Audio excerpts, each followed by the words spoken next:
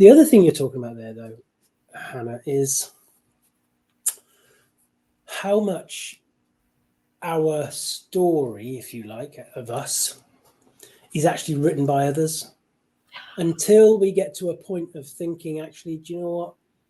Who is actually holding this pen now? Is it my school teacher, my father, my trauma, my whatever?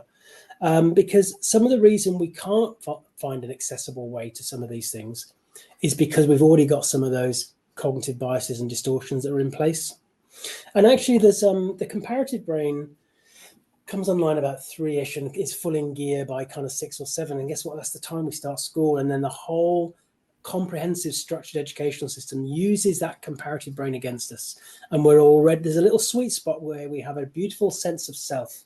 There's a great little analogy here about self-esteem. And I love this. It's the house analogy. When we're born, we are all enough. We know we're enough. We will never not be enough, right? That is the point.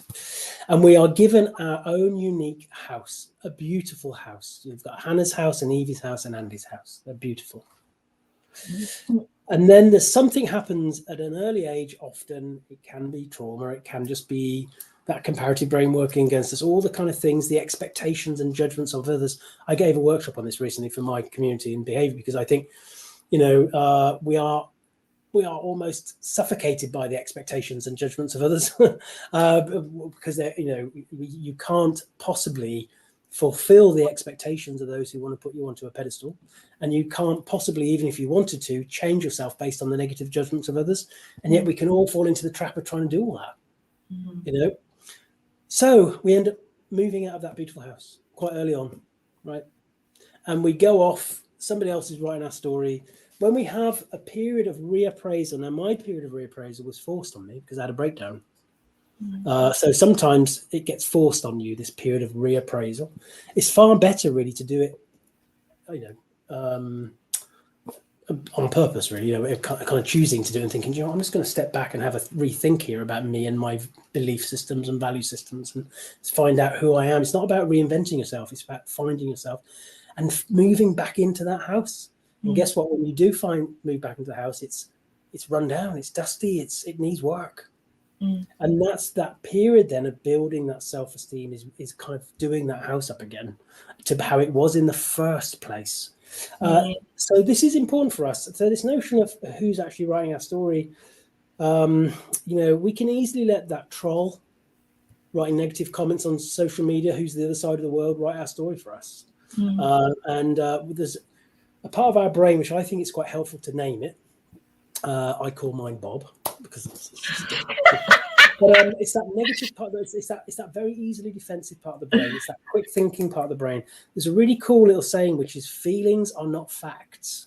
Yeah. But Bob is really into feelings, right? And Bob will often use quite destructive language. So when we were on holiday a little while ago in Greece, I did some surfing for the first time, right? So, and I had like a wetsuit on doing surfing. Anyway, never done it before, so you can imagine what happened. Kieran, of course, he looks like a model in his wetsuit, you know, and he's just like doing it all. And there's me kind of flailing around. So Bob's there straight away saying, look, everybody's looking at you. You look like a beach whale in your kind of wetsuit. You're no good at anything. Why bother trying? That's Bob, right? And that's that destructive language that stops us and affects our self-esteem.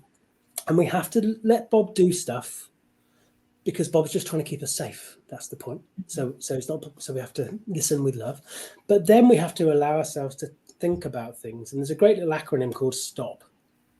So S is stop. T is take the time. You know, allow some time to go. Oh God, my brain's gone now. Anyway, O is observe. As you observe yourself and think, why am I feeling this? The feelings you're feeling, be more present. And then P is allow some perspective, and it helps a lot. Yes. So when I think back to that, Bob was giving me the destructive language that I could easily think, well, I'm not going to do that again. So once I'd kind of recentered myself, I thought, all right, let's think about this in a more descriptive way. I'd never done surfing before. Nobody on the beach knows me and doesn't care how I look. And if I wanted to do that again, I need to improve my skill set. That's just that's descriptive. That is descriptive, right? So all these things come in, you see, Hannah, and especially when we start thinking about how if our self-esteem is already quite low, our boundaries are porous, we're in a profession where we're turning up to the suffering of others, we're now quite vulnerable.